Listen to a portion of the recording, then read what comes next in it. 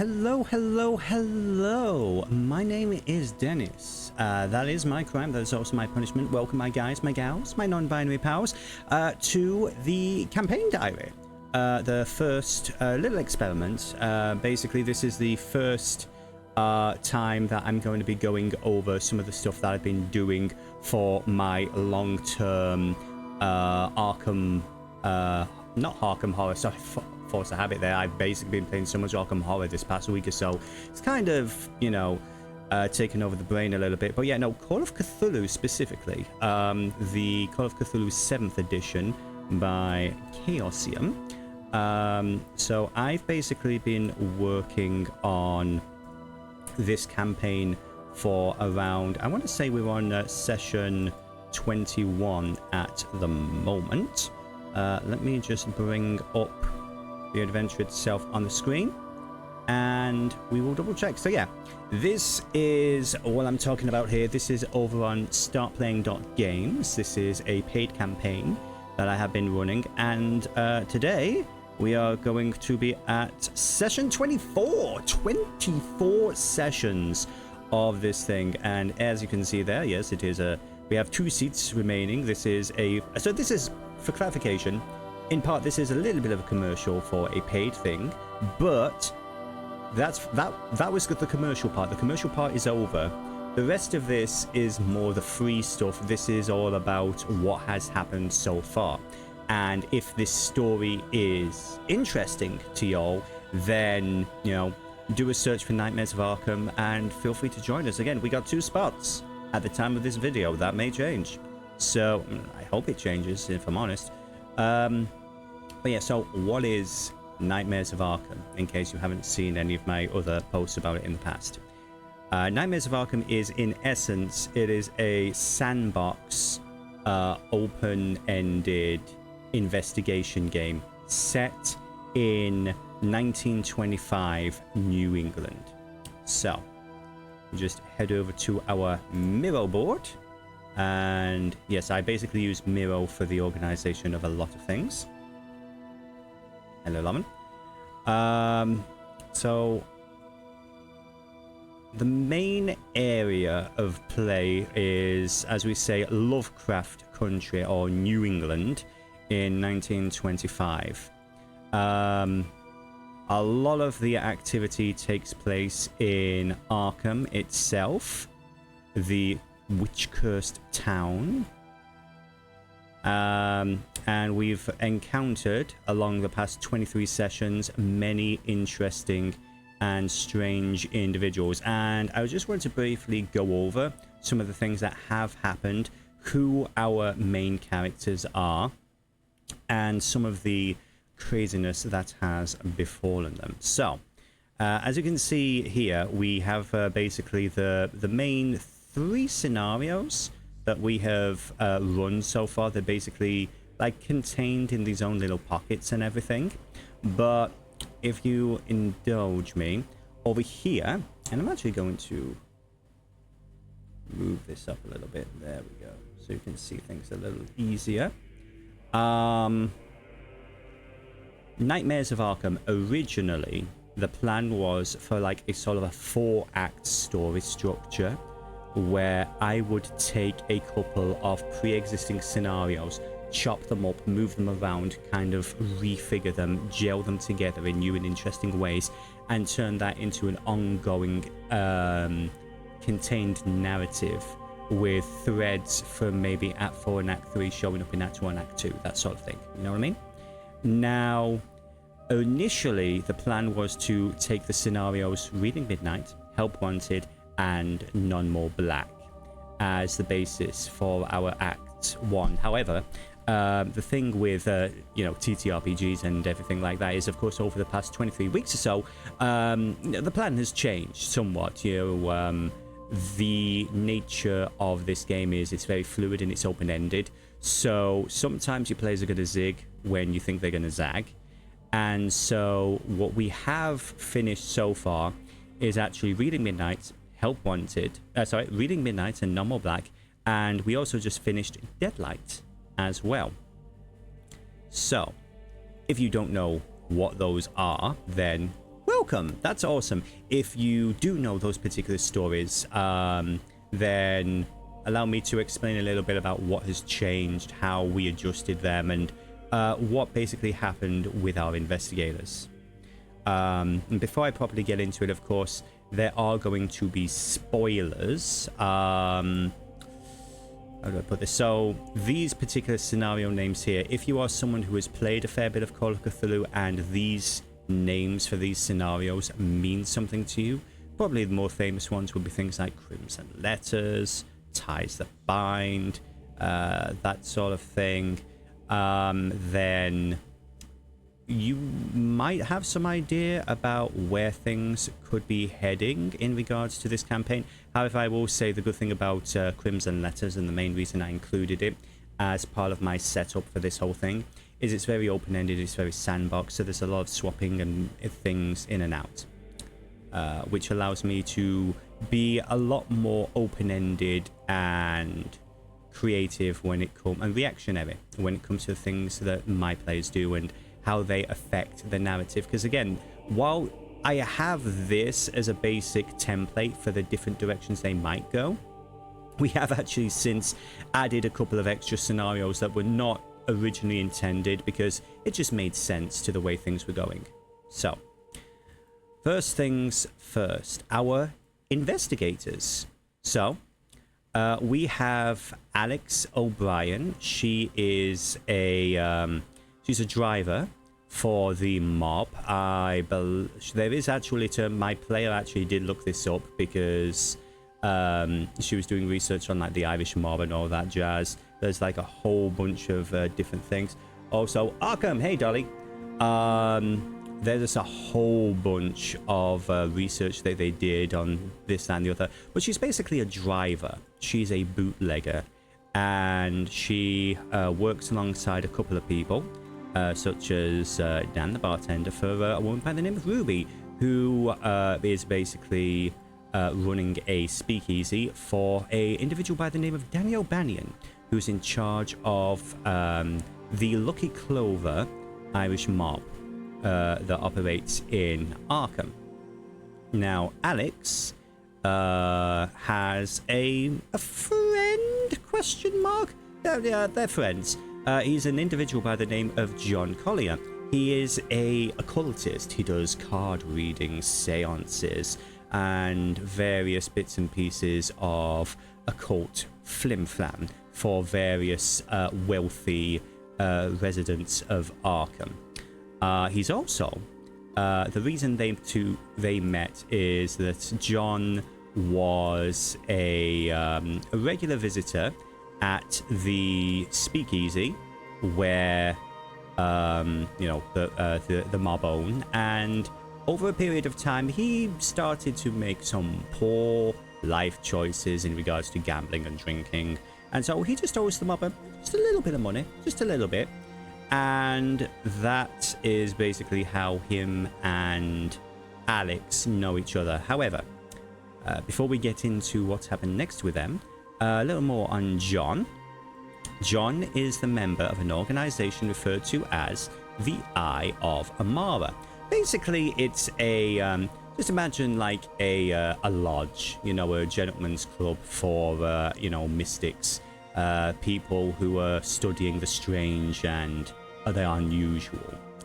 And some of the other members that John has had connections with would be Jason Gaspard, of course, the not the head of the organization, but the face, the dilettante Edwin White Perkins III, a painter by the name of Hagen Wilson, and all the way over here, a professor at the Miskatonic University, a gentleman by the name of Alex Warden, who basically I played this guy as kind of like Ray Stans from Ghostbusters, like a really enthusiastic, like puppy type dude who's just really excited about anything paranormal.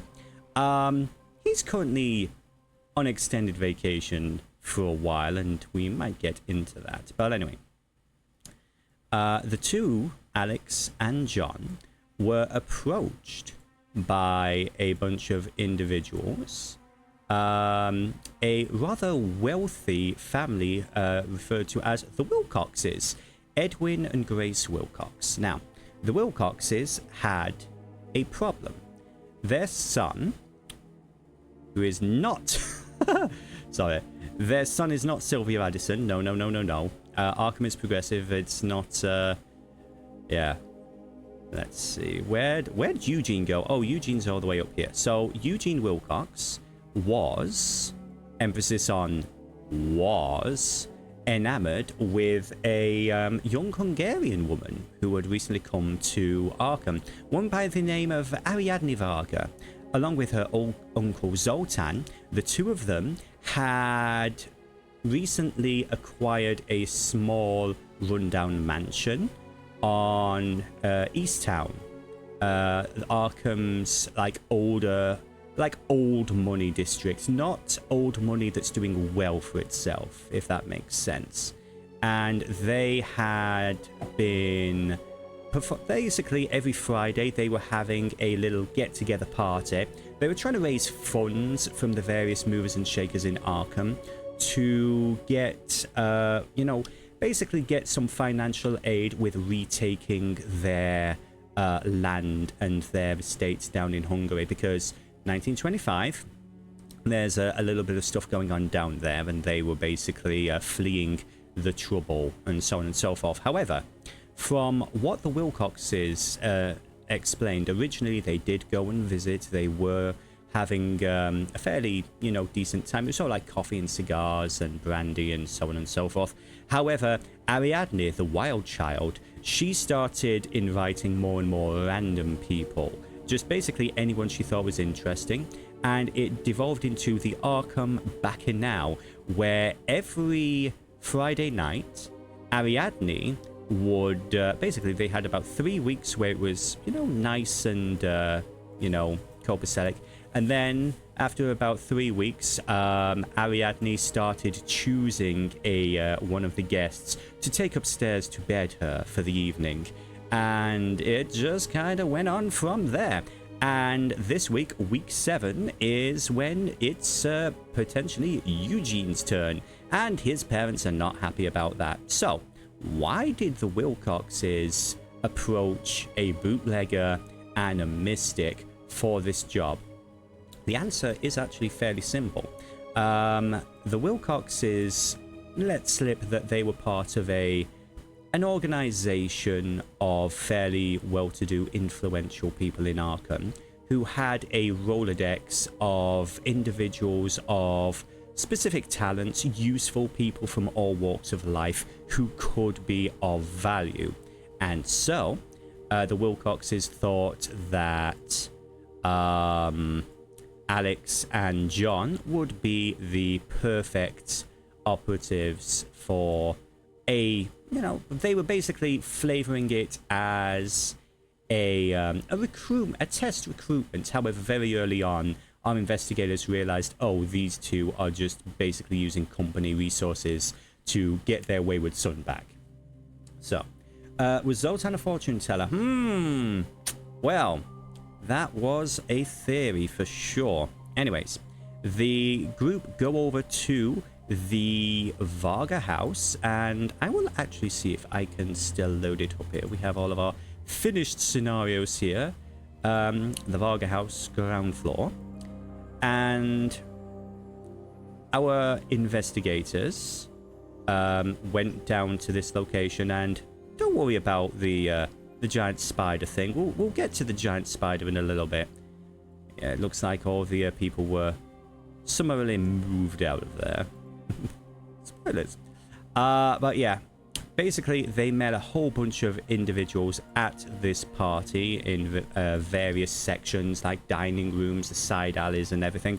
Some of the more interesting ones included Gerhard Vinch, who is actually an associate of John's, a fellow mystic, seance performer and so on and so forth, who had recently done a little seance for Ariadne, which apparently went a little bit strange, and he was on very thin ice from Zoltan.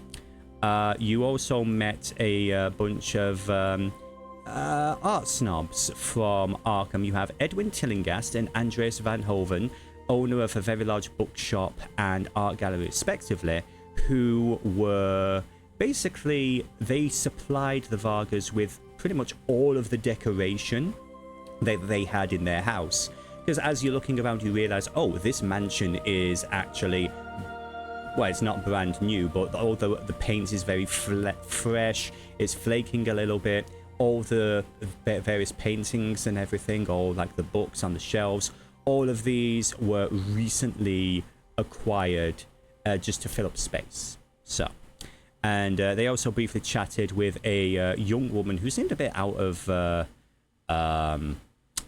basically, she seemed to stand out a little bit. A young woman by the name of Aseneth Waite, who was basically, you know, talking rings about these two older people, about art and other cultured things.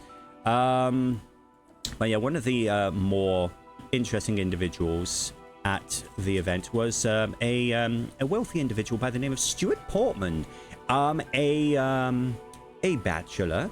A man of means and money, and also a major ass fucking creep who seemed to think that he was the next one for Ariadne's attention. We'll get to Stuart in a little while. And there were various other individuals at this party. However, the Vargas, including their mute maid Frida, they had a couple of individuals working for them from the Miskatonic University as, maid service.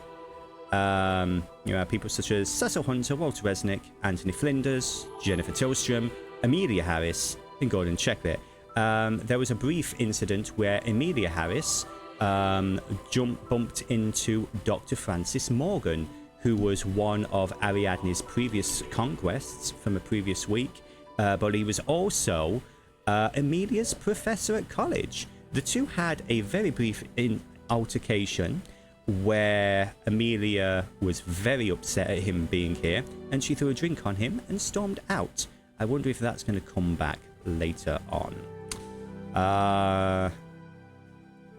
But yes, eventually, the group also bumped into, there's a downstairs basement filled with pot smoke where Gordon Checkley and Eugene Wilcox were basically just, having, a couple of rolls, and, Eugene was just hanging out, avoiding the crowd, waiting for, the midnight hour where Ariadne picked her suitor. And it was at this point that Alex, the bootlegger. You see, at this point, our investigators, they didn't actually realize that the one invite was actually good for both of them. And so they both decided to... John was going to dress up a little bit, and he was going to wander in through the front door with the invite. Whereas Alex, she was going to pretend to be his driver and staff, and she was just going to hang about in the kitchens. And I was like, I could correct them, but no, this is fun, so we'll go on with it. And so it was Alex who wandered down into the basement, and she was the first person to confirm that, yes, Eugene was here. And not only was he here, he was actually a bit of a sociopath. As he started, as he was like drinking, he was on alcohol, drugs, all kinds of things. He was waving around a pistol and said anyone says anything bad about Ariadne, he would kill them. And if Ariadne turned out to be bad, he would kill her and her uncle himself. Very stable young man. Anyways, things progressed, and later on in the evening, our third investigator was revealed. A writer from New York by the name of Aidan Walker. He'd basically been sent here by his frangent, Dorian Dorman, to basically like network and get some more of a presence in Arkham. And so Aidan, ironically enough, had met John in the past, so there was a little bit of a connection there, and the two of them were just talking, having a little bit of a reminisce about things. when midnight happened. And Ariadne Varga, who I'm actually going to move the... so we can actually see what a beauty she was. And just... There we go. Ariadne and Zoltan. And I'm not going to do this for every single one because this is going to take forever. But anyway, yeah. So Ariadne, she basically comes downstairs and surprising no one except maybe for Stuart Portman, she chooses Eugene Wilcox, and the two head upstairs. Now, while the investigators are having a little bit of a conversation and everything, there is a gunshot, and everybody goes up to see what the hell is going on. And they find that Eugene is dead on the floor, having blown his own brains out, and Ariadne is out the window. Basically, she's fallen out the window, and she is on the ground floor. Not dead, just very badly injured and a little bit confused as to what has happened. And so this begins the investigation. And over the period of a week, what a week. A week that lasted maybe 15 sessions. A very, very, very long week. The investigators discovered a whole bunch of different things. Now, as the keeper, I also included I have included a bunch of NPCs in this party from different scenarios, not just the Reading Midnight. Some names you might recognize, for example, a certain Rupert Merriweather and his lovely wife. You might recognize the name Edith and Hank Haggerty. You might recognize, of course, Asenith Waite and, you know, Lucy Stone and her boyfriend Charles, and so on and so forth. But anyway, the main thread that was pulled on was our investigators believed that it was a mixture of drugs that was in Eugene's system that set all this off. And so they weren't sure if Zoltan was some sort of, like cult/drug ringleader or something, or it was just an accident. So they went and investigated Gordon Checkley, who was actually the roommate of Eugene Wilcox at Arkham Miskatonic University. After a little bit of conversation at the university, they quickly realized that, yeah, Eugene was a very creepy piece of shit who was just basically... He wasn't just crashing at Gordon Checkley's dorm room. He basically took the whole thing over. And Gordon was basically just resigned to the corner. With some very good rolls, Alex also realized that Gordon Checkley, one of the drugs that he was giving to Eugene, was a drug by the name of the Black, a more recent...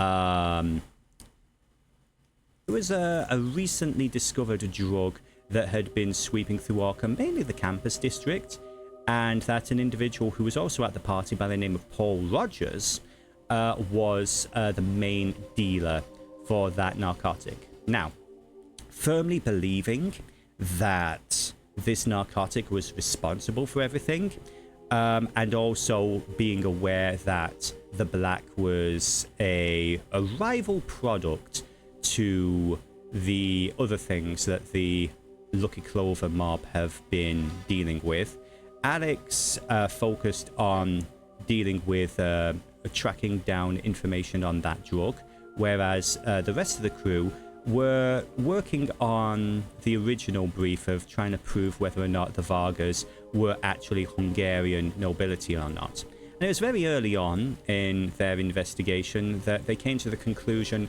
the name Varga is essentially the Hungarian version of Smith, and it was very likely, if not confirmed, that there were holes in the story. They didn't know for certain, but they were. Some people thought that the Vargas were just innocent. Some people thought that they were just like shysters. But regardless, the first night, I forgot this was the very first night. So our investigators on the very first night, they did a lot of things. They did a lot of things, and one of which was try to perform a seance with Gerhard. And that went not great. This was like 1 o'clock in the morning after a whole bunch of other things had happened.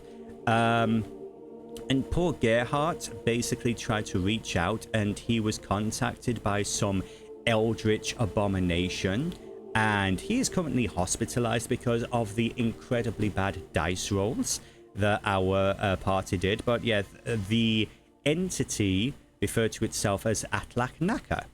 So with that particular thread, Aidan, the writer, he went over to the Orn Library at Miskatonic, and he was doing a little bit of research on things, and he basically discovered a list of various books on the myths of Hyperborea, ancient, pre-civilization civilizations, and the entity Atlak Naka was one of those who came up. So he was doing research on that. As that was happening, he was unfortunately he started getting some very bad dreams, where a very large spider-like creature tried to worm its way into its mind. And so I think it was like 3 or 4 days where Aidan wouldn't actually sleep. So he was getting more and more penalties to his dice rolls just because he refused to sleep. Instead, he was taking all the inspiration from all the stuff that was going on into working on his novel. Very Lovecraftian character, much love. So yeah, a lot of things were going on. Basically, to summarize the week, the party were splitting up. They were checking out different individuals. They were following the Vargas. They were doing background research on some of the stuff that was happening. And one of the key things that they were focused on through the majority of the early week was, of course, the Black. And it was from there that Paul Rogers was acquired by Alex and her mob friends.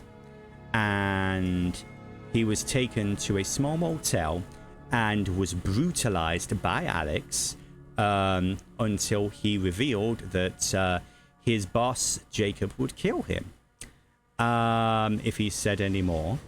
It was at this point when the day had gone on a little bit. It was a little bit dark at this point. A very large black winged thing exploded through the window and took both Paul and one of the mob people. Okay.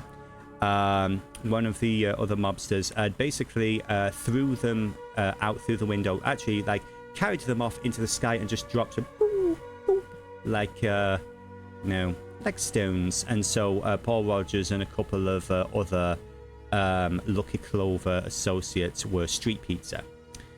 This was a bit concerning because up until this point, Alex did not believe in any of this weird supernatural stuff. So having a huge faceless black winged thing show up and attack her was a little bit unnerving. It was so unnerving that I believe this was the first time that she had a complete bout of madness, because as she fought off the creature and it escaped, she looks out the window and she sees the corpses of Paul Rogers and her associates being slowly dragged into the sewers by dog-like creatures.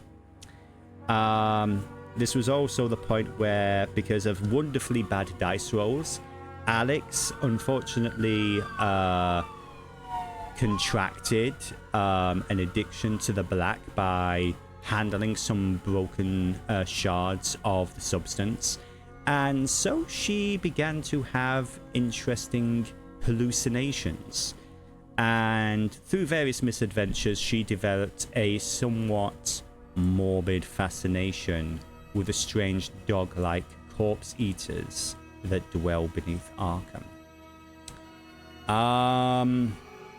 I'd say the other major thing, because again, this has been 20 plus sessions, so I'm not summarizing the whole thing.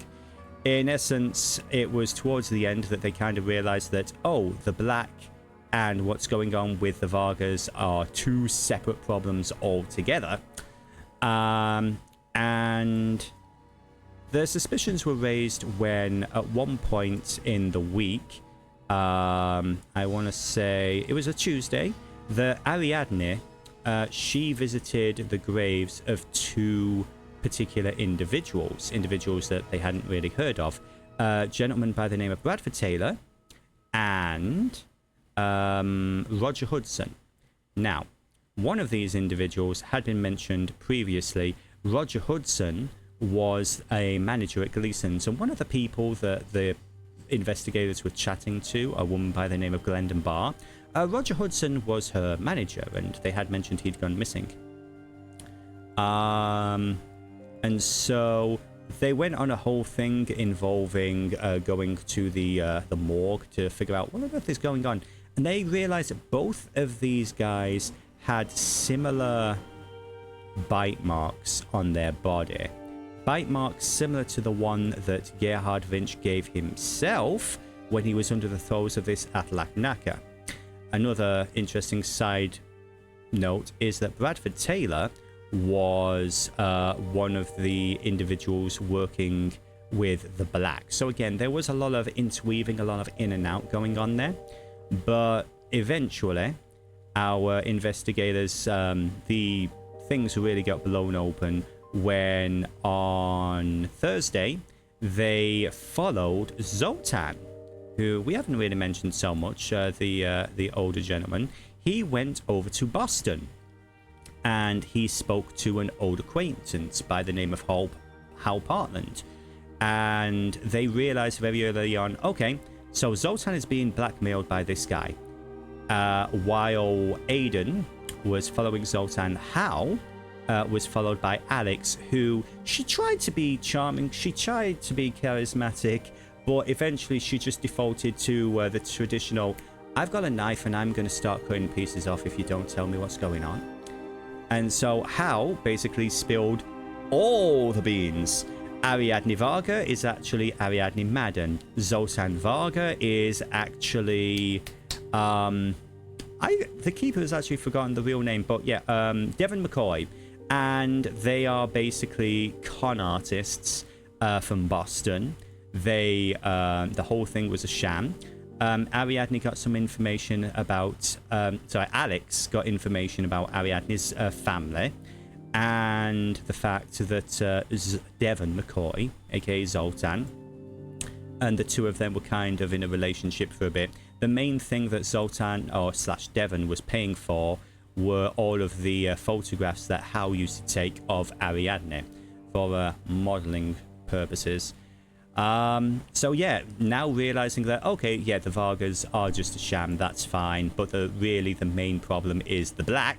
The group basically reconvened in Arkham on Friday, and while they handed off information of the Black to the police, before that, for Friday night, they actually decided to confront the Vargas with what they knew. And so, before that, however, John had a rather particular thing he wanted to do with Ariadne. You see, through the week, as they had been following Ariadne, they got on with her. They could tell that she was acting. They could tell she was faking it, but they could also tell she was loving every moment of it. She was doing what she was doing for the love of performing.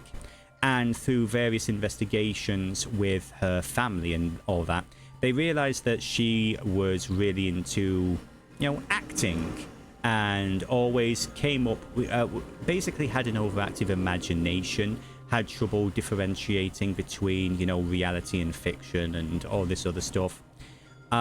So they kind of had a soft spot for Ariadne. They didn't think she was some criminal mastermind. So technically they still believe that, oh, Eugene just blew his brains out because of the black and everything else. And, you know, yes, the Vargas are fakes, but before the Wilcoxes find out that they're fakes, they were going to give them a chance to skip town. So before that, given the fact that they really fucking hated Stuart Portman, who was a creep, John especially decided to help put on a really big final show for Ariadne, and they performed almost like an oracle reading where Ariadne would take various, basically inhale the inverse of helium, so her voice would get more deeper and mystical, and she would start reading off various prophecies and this, that, and the other, you know, to play up to the crowd. And in the middle of that, she then passed the horn over to Stuart Portman, who this version of the horn was flipped out with helium. So when Stuart took a swig, he just started talking like this, and he was really annoyed that no one was taking him seriously, and he will make you all rue the day that you mocked Stuart Portman, and so on. But yeah, as Ariadne, there was basically a little bit of a kerfuffle there. There was a smoke bomb thrown down, and so Ariadne, John, and Aidan Walker, they headed outside for a bit of a conversation, just so Ariadne would have a chance to explain her side of things. And of course, when she realized that the jig was up, she kind of dropped the Hungarian Noble Act, but she had no idea what they were talking about in regards to disappearing people. She had no idea what was going on in regards to Eugene Wilcox. And so at this point, everyone was like, okay, we've been following Zoltan, we've been following Ariadne, it's gotta be Frida, it's gotta be the mute maid that we all know can really speak and can understand English. She has to be the mastermind. It's just, they had no idea how. There was nothing to go off. They didn't really know what was going on. It has to be this woman. So, as they get to the party proper, Zoltan, of course, is furious about all the shit that's been going on over the week, and he grabs Ariadne and he kind of drags her upstairs, and there's a little bit of an argument. Frida goes up to, she, again, mutely tries to get the guest to, you know, leave it, and she heads up to see what's going on. Oh, slight detail I forgot. Slight detail. I apologize. Let me retrack a little bit. While this big event was going on, Alex and her partner, a charming young man by the name of Bobby Sills, hitman for Danny O'Banion, the two of them were poking around the attic and up above the Varga mansion, and it was there that they discovered something somewhat unpleasant. They discovered a attic that was absolutely filled with weird, strange infant spiders with the heads of various people. There were people such as, they looked like Zoltan, they looked like Eugene Wilcox, they also looked like Gordon Sheckley. One thing I forgot to mention is, through the week, while John was keeping watch outside of the Varga house, while Alex and Aidan were in Boston, a couple of people went to the Varga house while Zoltan was away. One of them was Gordon Sheckley, who never seemed to come out. It was at this point that all hell broke loose, and it turned out that, oh, Ariadne is actually a giant spider monster. You know, like you do. Kind of buried the lead a little bit there, but basically, she, ever since she was a child, both her and her mother were dreamers. They had shared dreams, and even after her mother died, For several years, Ariadne continued to share dreams with her mother, adventures in various mystical, made-up places, referred to as the Dreamlands. So,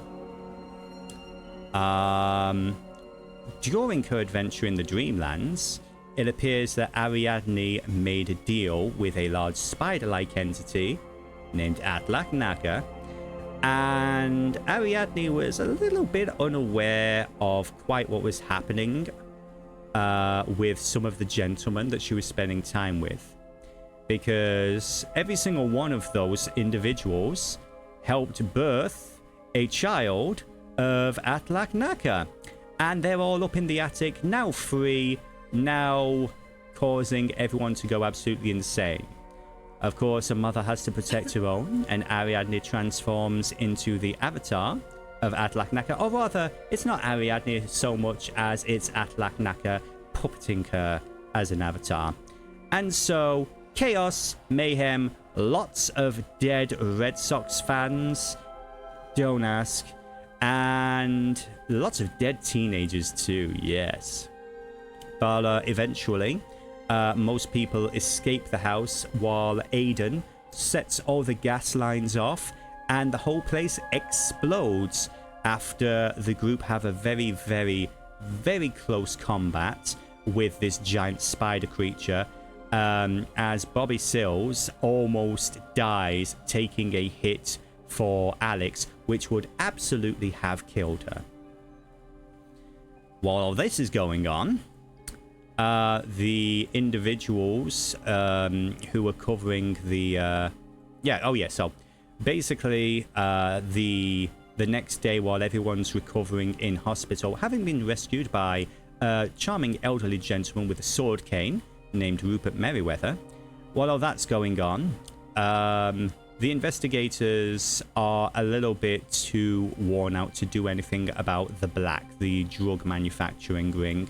And so they pass on information to the local police force, particularly Detective Mickey Harrington, who was also one of Ariadne's conquests, which he didn't want anyone to know about because, you know, you're supposed to be investigating someone, you accidentally sleep with them, as you do, conflict of interest, blah, blah, blah. Anyways, that particular thread led to a bunch of officers, Officer Brock, Officer Paul, and Officer Eddie. All three of these individuals were part of the raid, which was set to go off on basically Saturday evening, and it went very, very well, insofar as most of the Arkham police force are now dead or missing, having been attacked by two large black-winged monsters. However, Jacob Dover and Willis Carter and the remaining blackheads, aka homeless people who were strung out on this narcotic, are currently in police custody. However, when last we left off, police custody meant hold up inside the factory where the black was produced. It was at this point a rather large storm was coming in. And with this storm, there was another bunch of individuals. A detective by the name of Carver Kirk was sent by a former associate, Pete Small, to track down an individual who had skipped bail, a safe breaker, who had family up in Ipswich. So, heading up there in the middle of this really nasty storm that came out of nowhere, Carver all but hit a woman on the road, a woman by the name of Amelia Webb. Now, Amelia, at this time, she didn't know what her name was. She didn't know anything about what was going on. She just remembered that her grandfather was in danger, that he needed help, that something was going wrong. And so, along with Carver and Amelia, the two of them headed over to a nearby diner to figure out what was going on. And if you know the scenario Deadlight, you basically know where things go from there. The one important thing is Mary Larker and her boyfriend Billy Yesterhouse, they were actually both guests at the previous Arkham Bacchanal. And it turns out that, spoilers for Deadlight, by the way, it turns out that Mary had her boyfriend Billy and his friend Clem. They basically were heading over to the Webb House, this really posh, well-to-do family that were living in the middle of nowhere, and the intent was to rob them. That went a little bit sideways when one of Dr. Webb's little pet projects, a entity known as a Sin Eater, was released, and it started killing a lot of people. Fortunately, between them, Emilia and Carver were able to seal the creature. Carver keeping the actual entity itself, and Emilia keeping her family journal with the various rituals and everything needed to contain it on her person. Now at this point, Carver, he is making his way through Ipswich to track down this individual that he has been tasked to deal with. And the other members of our group, for example, Aiden, he is currently taking a leave of absence to work on his novel, leaving Alex and John, who, thanks to a very grateful Grace Wilcox for finding vengeance for her son by burning the bitch Ariadne and her home to the ground, find themselves a lot more wealthy than they were previously. They also realized very early on that Grace Wilcox may be the reason her son was a little bit of a sociopath, as very, very early on into the adventure, they realized that, it wasn't just the drugs. This kid was a sociopath because mommy's a sociopath. And daddy is currently away in an asylum for his own well-being, meaning Grace is now running the entire Wilcox industry by herself.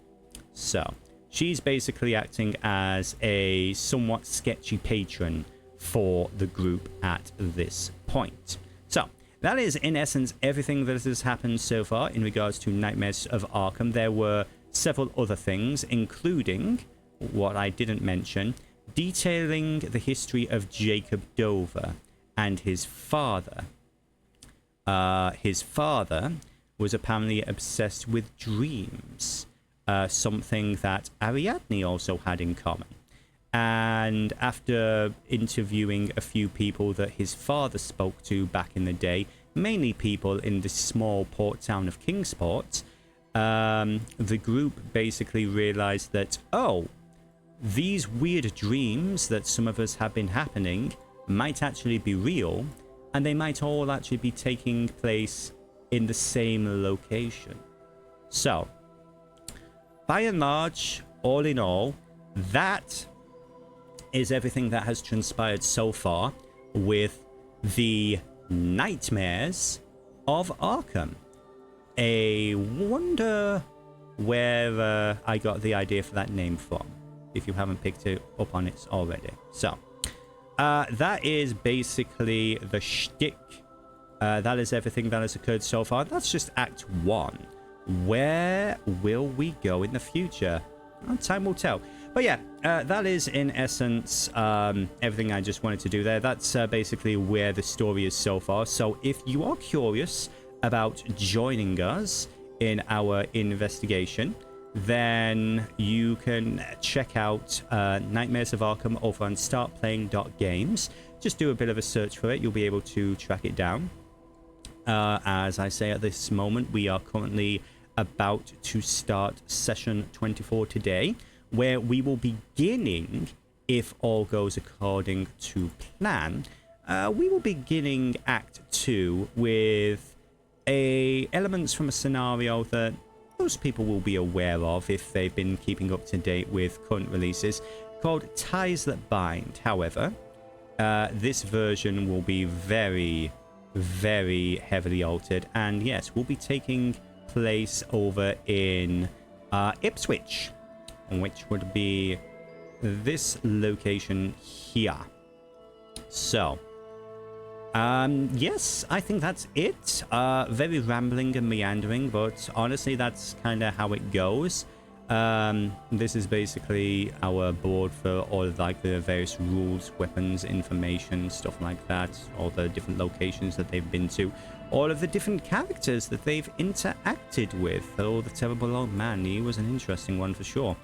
But yeah, and this is constantly growing, constantly evolving, and that was our shot of the various strange, dark, night-gaunt creatures. But yeah, so this is what I do. This is what I do to make a living and all that. So if you would like to join us, table is always open. And if you'd be interested in joining something similar but a little bit different, Saturdays from 4:30 Eastern Standard Time in the evening, there will, in the near future, there will be a new campaign going. Originally, I was thinking about having it be the new campaign that came out not too long ago called A Time to Harvest. However, I don't really know that much about that campaign. I haven't properly sat down and read through everything. So to say that I'm willing to run a game I've not properly read yet is a bit disingenuous. So I've instead decided to go with something a little more easy to run, for me at least.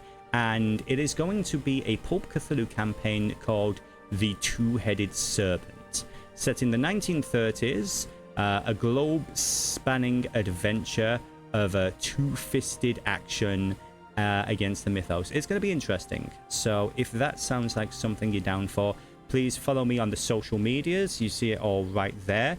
Blue Sky and Twitter, of course, is DeVillo. YouTube, Twitch, and the Instagram is going to be Dennis Illustration. And that's it. I'm done. I'm out. So thank you all so much for taking the time. Hope you have enjoyed this little ramble. And we'll see you again soon.